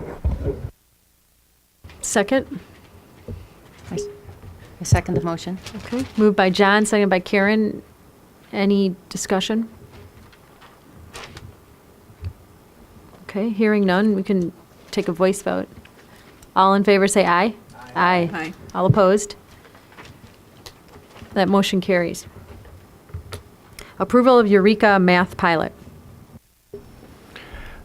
Just want you to know that if there is a question at the discussion phase, Dave Beatty is here tonight and can speak to that. But essentially, what you see in your packet is pretty much the story. We've been using the same math resource, Everyday Math, for 20 years. As you know, we've started the math curriculum development team process. The K-5 teachers have identified the resource that they believe will best support the curriculum implementation and would like to pilot that. And the advantage to the pilot is that we can then learn from that to help structure our implementation plan and our professional development for our teachers. I asked Dave, and he assured me that there was virtually no chance that we were going to move in a different direction because we already studied this thoroughly. Because when you hear the word pilot, I said if it's truly a pilot, we can't do it at this scale, because of the cost. And he said that the teachers were committed to going in this direction and wanted to get it in their hands so that they could learn from it. And so what we would do, assuming that all goes according to plan, is we would still display the curriculum for official approval the way we always do in the spring, but by purchasing the materials for the pilot now, we have an advantage of getting it off the ground next school year. And so the cost really essentially is the same. We'd be paying it within the same fiscal year to order the resources. We would just ask that we could order some of them now to conduct the pilot. The consumables associated with this are things that we would buy if we were using the other resource. And so really, it's fairly close to a net zero impact in the overall 2-year budgeting scheme. We just want to get started. Okay, let's put a motion on the floor. Yeah. Do you want to make a motion? I move that the Board of Education approve the piloting of the Eureka Math program at a cost of $76,000. Second? I'll second. Okay. Moved by Emily, seconded by Margaret. Go ahead. So it says that the plan involves 52 teachers. Is that spread over all the elementary schools? How is that spread out, and where does this pilot going to take place? The answer is yes, but Dave knows the specifics, so I'll let him address that.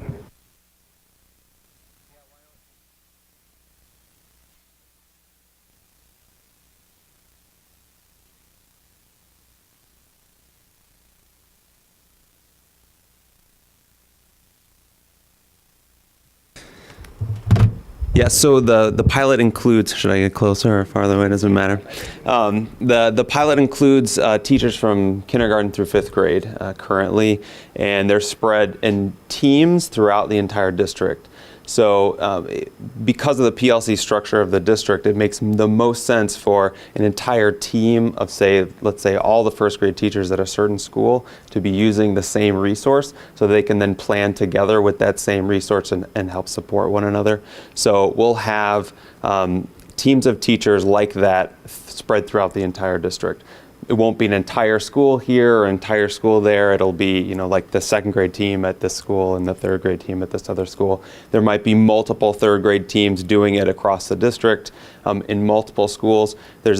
So a couple things. One is, one of the reasons why the pilot is so big is because there is a lot of excitement with the team of almost 50, we had 36 elementary teachers participating in the CDT process. And there was so much excitement with that group looking at the resource and how they could use it in their classrooms right away that they just wanted to jump in and do it. The second reason is because that's going to give us a lot of information and a lot of actually people that we can then use to train other teachers come the summer next year. So the more people we have participating now that are excited about it, the more people we have coming up next summer to be able to help other staff members move into the new resource. So then next year, would it then go to every school, every grade? Correct. Yeah, K-5 for sure. Mm-hmm. Kind of give me the one paragraph version of the instructional differences between Eureka and Everyday Math?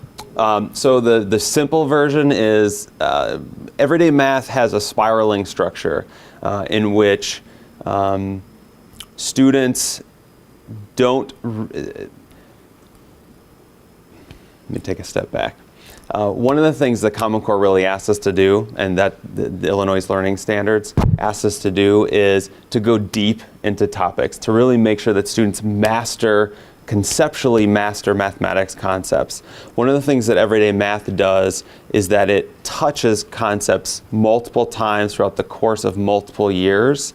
And so it's difficult for an individual teacher to see, is the kid supposed to be mastering this right now, or we're just kind of brushing past it, and if they don't quite get it now, that's okay. They're going to see it again next year, and then the year after that, and the year after that. And at some point, they're going to get it, but they don't have to necessarily get it right now. One of the things, so that's Everyday Math, and Eureka really does the opposite. It really digs in deep with core concepts, focuses in on the really essential things, and makes sure that kids are making connections and deepening their understanding of those things. In terms of instructional strengths, there are similarities in terms of instructional practices if you want to look at like individual lessons. One of the things Eureka does though is that it intentionally plans in the mathematical practices, which are some of those core things that are connected across the different disciplines. that are transferable across different content areas. I would say more transferable into, say, the workplace and the college arena than a particular math concept might be. And so Eureka has those things planned in. Everyday Math is trying to make the transition into Common Core, and we actually looked at Everyday Math's newest version to see if it was something we wanted to look at instead of a transition into a totally different resource. And the teachers universally looked at what Everyday Math had for their Common Core resource and said, we're not interested in it. So I understand the spiraling concept of everyday math. So if a kid doesn't grasp what's being taught in third grade Eureka Math, right? Do they see it again ever? They will. One of the nice things about mathematics is that it continues to build on itself, right? So when we see those concepts later at a deeper level, we'll have to be pulling essentially pulling those strings of previous concepts into that new unit as well. So there's components of that in Eureka Math, but it's not in the same, like we touch it for a day, then move into something else. I mean, one of the things about everyday math is like, we're going to do multiplication today, and then tomorrow we're going to look at shapes, and the day after that we're going to do something else. We're going to look at multiplication, and we're going to do it very well before we move on to the next thing. And what do we do for the kids that don't grasp it the first time around? So one of the things we're doing to prepare for the pilot is we're actually looking at the Eureka Math resource in grade level teams, and we're making sure that we have the instructional time and instructional days to both carry out the units and lessons as they are in the resource, but also providing time for teachers to go back and reteach and extend the concepts for students who either are struggling with them or for students who have mastered those concepts and want to move forward. So we're purposely planning in time for that reason. And what evaluation process are you going to put in place to figure out which program is more effective? So I think that that's a good question. The research that's out there currently, the third-party reviews that have come in for all the different kinds of resources that are available, including Everyday Math, are clearly pointing at Eureka Math as the way that is getting the results that people are looking for. Right now, I don't have an evaluation plan to look at what Eureka Math looks like versus, say, what Everyday Math is, for two reasons. One, we are not implementing district-wide Everyday Math in a way that we could evaluate it as a resource. It's being used, but it's being used to different degrees in different classrooms and in different schools. So it's difficult. It would be very difficult for us to look at it and go, let's look at Everyday Math. Let's look at all the rest of the district, and then let's look at the classrooms that are using the Eureka Math pilot and seeing like what kind of achievement gains we're getting from those two different groups. Because the group that's not in Eureka Math is going to be kind of all over the place. We've been using Everyday Math for a very long time, and many of our teachers have grown with it and used parts of it and have pulled in lots of other resources to supplement it. And so it doesn't, when I saw about 100 classrooms over the course of spring, and in the elementary classrooms, I only saw Everyday Math used in the classroom about half the time. So I think that it just there wouldn't be a good set of a comparison there between what Eureka Math offers us and what Everyday Math is providing right now. I also wouldn't expect teachers to use Eureka Math verbatim as take whatever you're doing before, throw it out the window, and now just use this. That would not be the plan either, because we have lots of very experienced teachers, very good teachers who are doing very good lessons in the same conceptual development categories that Eureka is asking people to do.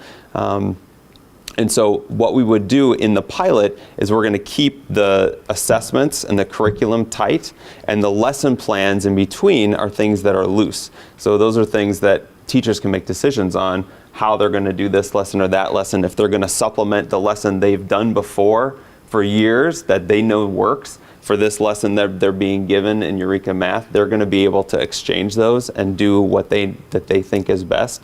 But we're going to be looking at student outcomes on the assessments that will be common so that we can see how students are growing. And then in PLC groups, they'll be able to talk to each other and find out, like, my kids did really well in this part and your kids didn't do so well, what's going differently between our classes, to see if there are ways that we can improve that over time.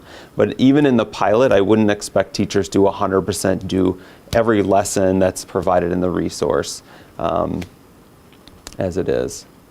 But we are going to use the assessments. Mm-hmm. Thanks, Dave. Okay, so I am a fan of a pilot. However, as I hear you talk about Eureka, it sounds like it's excellent. So help me understand your decision-making process on why you chose Eureka as a pilot instead of going the whole Big Bang process. And, you know, like kind of walk through like pros and cons of this Eureka pilot versus Eureka full-out implementation. Sure. Thank you. So you're talking about implementing this year versus piloting this year. So I think there's one big piece is that we're implementing the new ELA this year. And so I think trying to get all of our elementary teachers to transition both developing their own ELA lessons and implementing a new math curriculum at the same time is going to be really overwhelming for a large number of our teachers. That said, we do have everyone that's participating in the pilot, I've had the conversation with are you sure? You know you have this new ELA stuff to do too. I don't want you to become overwhelmed. And they're so excited about what they're seeing that they're like, yes, please, I want to do both. That's totally okay. I'm fine with it. But that's not everyone's situation. Everyone wasn't a part of the CDT process. We only had 36 elementary teachers in that process. So I wouldn't expect the other teachers that didn't get to see it, didn't get to do the in-depth review of it, to be that excited about it. And so I think there's those pieces. So to implement both at the same time, I think would be really difficult. I think it was always in our plans to think about math now, if there was a direction we could move, to start moving in that direction slowly so that by the time we get to next summer, we'll be thinking about how we're implementing new math, not new math, but Eureka Math for the following year. But I think that's really the reason. I think it would just be very overwhelming for a number of teachers to try to do both of those at the same time.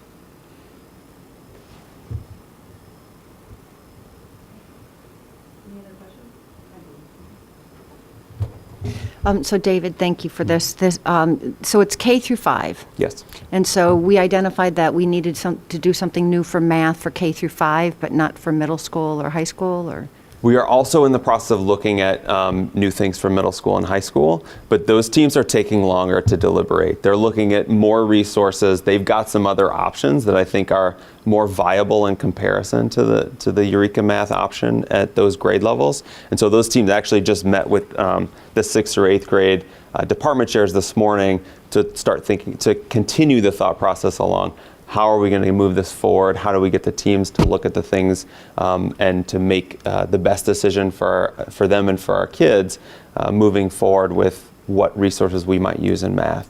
So we are moving forward with this, and actually our Sue Brown is going to be meeting with the 9th through 12th grade teams, I think tomorrow.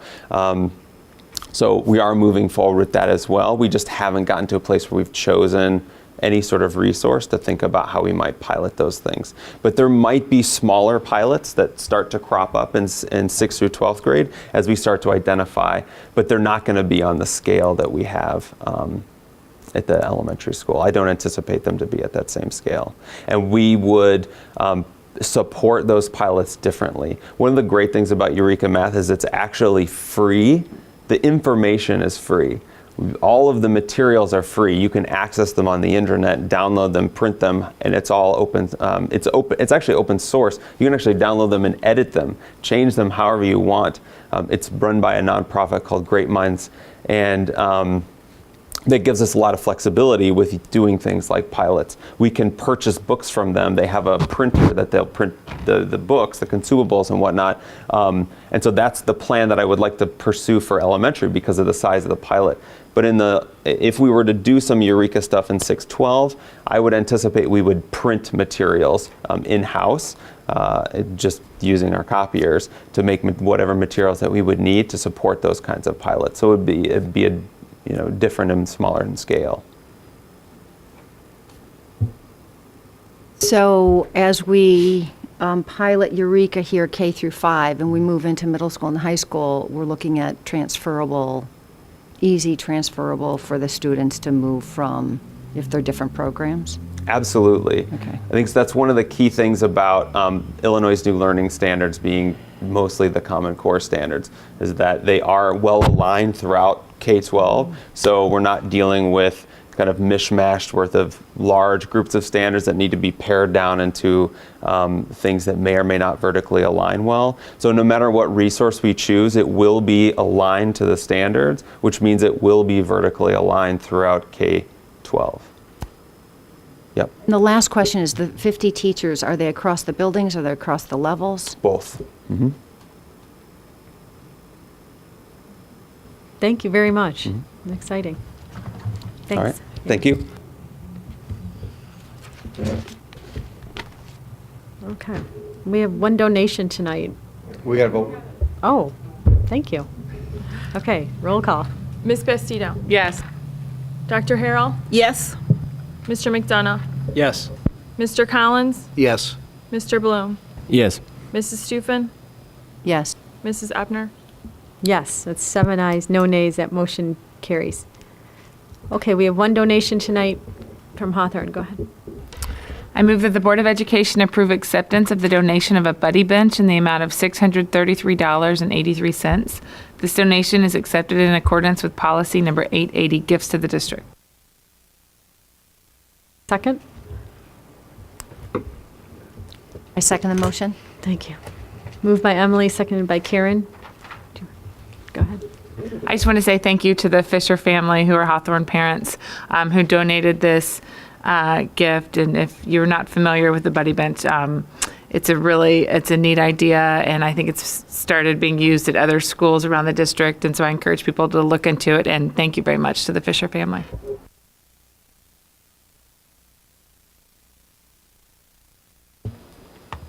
Ms. Bastido? Yes. Mrs. Stufen? Yes. Mr. Bloom? Yes. Mr. McDonough? Yes. Mr. Collins? Yes. Dr. Harrell? Yes. Mrs. Ebner? Yes, 7 ayes, no nays, and motion passes. Action on closed session items.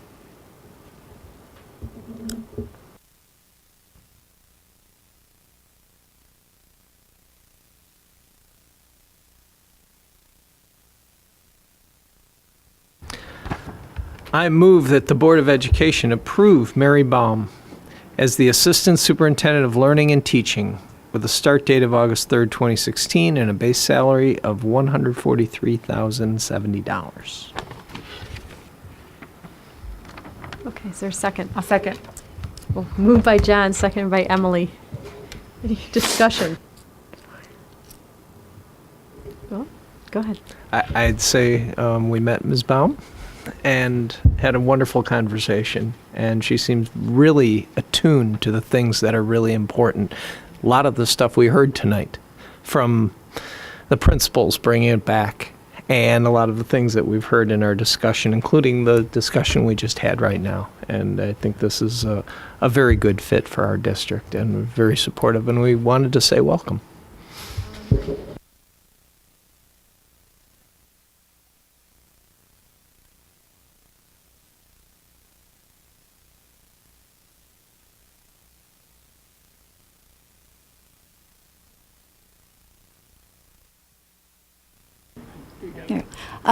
So I would just like to thank the board and Dr. Moyer for the confidence. I am so excited, and after listening to the principals and their presentation, their passion and their commitment is so palpable.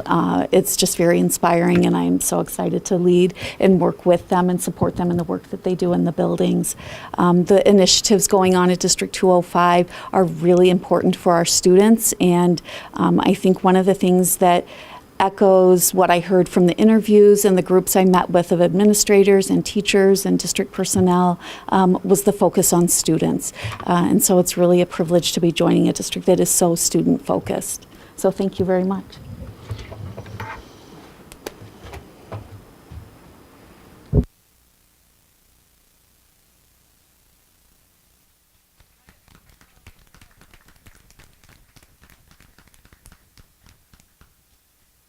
Mr. McDonough? Yes. Ms. Bastido? Yes. Mrs. Stufen? Yes. Dr. Harrell? Yes. Mr. Bloom? Yes. Mr. Collins? Yes. Mrs. Ebner? Yes, 7 ayes, no nays, that motion carries. Welcome. Yeah. Okay, we have another motion. Emily? Doesn't matter what order. No. I move that based on the board's evaluation of the superintendent and in accordance with paragraphs 4 and 5 of the performance-based superintendent's contract between the board and Dr. Moyer, I move to increase beginning July 1st, 2016, the superintendent's annual base salary to $217,728, which is a cost of living increase of $1,728 or 0.8% over the annual salary for the 2015-16 school year. Or second? A second. Okay, moved by Emily, second by Margaret. Any discussion? Okay, go ahead. Ms. Bastido? Yes. Dr. Harrell? Yes. Mrs. Stufen? Yes. Mr. Bloom? Yes. Mr. Collins? Yes. Mr. McDonough? Yes. Mrs. Ebner? Yes, 7 ayes, no nays, that motion passes. Second motion? I move that the Board of Education approve salary increases for district office non-union support staff and food service employees for 2016-17 with a total dollar amount of $63,137.75. Second. Moved by Emily, second by Margaret. Any discussion? No. Okay. Oh, go ahead. Ms. Bastido? Hang on, was there discussion? Go ahead. Yeah, I think a little background, if Dave, or Jim, if someone could provide, I think it would help the public understand what we're doing here. So. Sure, that's fine. Go ahead, Jim. Thanks, boss. The recommendations that are being presented tonight are a result of some comparative analysis that was done, and the dollar amounts, excuse me, that are being represented. There was an internal analysis done from each group and compared to our market competitors that allowed us to take a total dollar amount. It is not evenly distributed based on the responsibilities and the level of those responsibilities within the job groups, but there is a total dollar amount attached, and this was to try to bring us more in line with market comparators in terms of our salaries and make us a little bit more competitive. There is much work still to be done on the comparative internal analysis, and that is work that will continue over the next couple of years to try to ensure that we have a process in place for more regularly revisiting and reanalyzing where we are compared to the market. Thank you for providing that. It's good proactive. Thank You're you. welcome. Ms. Bastido? Yes. Dr. Harrell? Yes. Mr. McDonough? Yes. Mrs. Stufen? Yes. Mr. Bloom? Yes. Mr. Collins? Yes. Mrs. Ebner? 7 ayes, no nays, and motion passes. We have the superintendent's communication.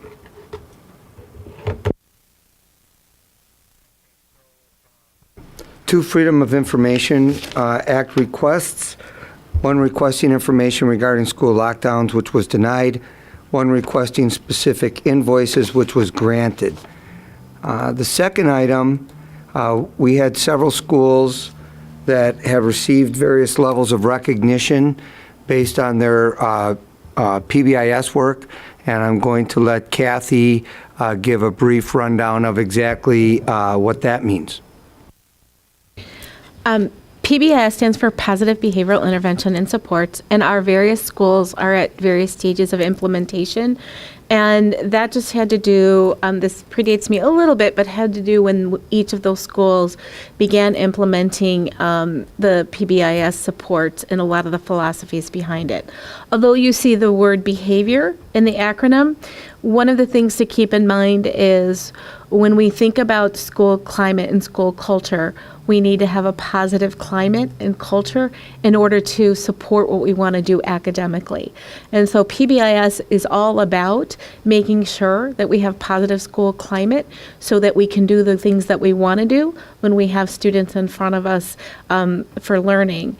And this particular designation that schools receive each year, they must go through an analysis from external factors, teachers participate in this, as to how fully implemented they are based on having a common set of values, a common understanding, a common vocabulary. And all of our schools, of course, did very well. Many schools receiving gold designation, which is the highest, and many receiving silver. And really a lot of that has to do with how long and how many years of data they have to show their PBIS implementation. So kudos to the staffs that work throughout the year with the students and the families. And just sort of as a kind of a twist of events, you just approved the Hawthorne donation. And there's an example of just a little thing that comes out of PBIS of how you support students, not just academically, but in other areas as well. So congratulations to all the schools and the students, as well as the staff and the families on their hard work. Okay, thank you, and congratulations to all. We like to recognize positive accomplishments whenever we can. State education budget, we have one. Last time I reported to you, I told you I didn't know what was going to happen. The net impact for Elmhurst would be an increase in general state aid of approximately $231,000 for the next school year. And I would just ask Chris if there was anything he wanted to add to that, but we just kind of wanted to keep it very basic. And that was in the news, and so we thought we should put it out at the public meeting. Then the high school testing requirements, Charles clarified a board question. We were just going to make sure for the same reasons that got out in the public. There is no park testing at the high school next year. That's actually extremely good news for a lot of different reasons. So we were supportive of that decision. And finally, an update on instructional coaches. We had 115 applicants for the instructional coaching positions. At the elementary level, the field position is still open. We offered a position, and that person decided to change directions and did not accept it. And the Edison position, which is a .5 position, is still open, and we're working on trying to strategize how we're going to approach that. All of the other elementary school positions that are filled were filled with internal candidates. At the middle school level, the Churchville position is filled. Sandburg is open. The Bryan position was filled, is filled, but we have a second position that's open at Bryan. We are anticipating due to a transfer request, so we may have to repost there for a slightly different kind of reason that we didn't exactly expect. And then at the high school, they filled their position by splitting it between two teachers who would teach part-time, coach part-time. That's similar to the Maine Township model, which has worked pretty well for them. And both of those candidates are internal candidates. Our training is scheduled for August 9th and 10th. Our new assistant superintendent has some pretty extensive experience with instructional coaches, and we are working on solidifying a plan for implementation, but we have a very good framework of what we think we need to do. And now that we have some pieces in place, we'll be getting this off the ground shortly.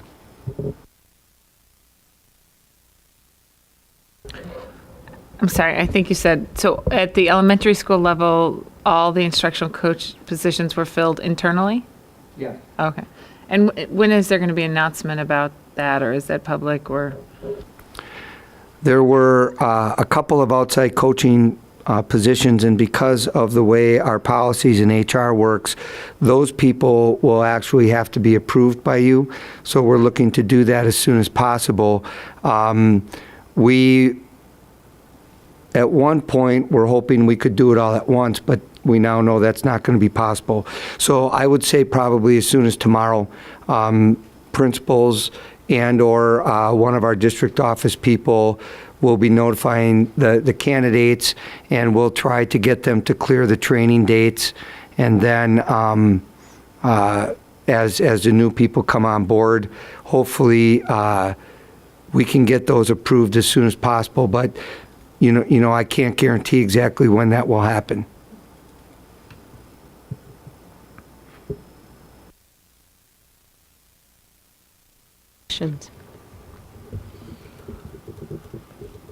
Okay, board communications.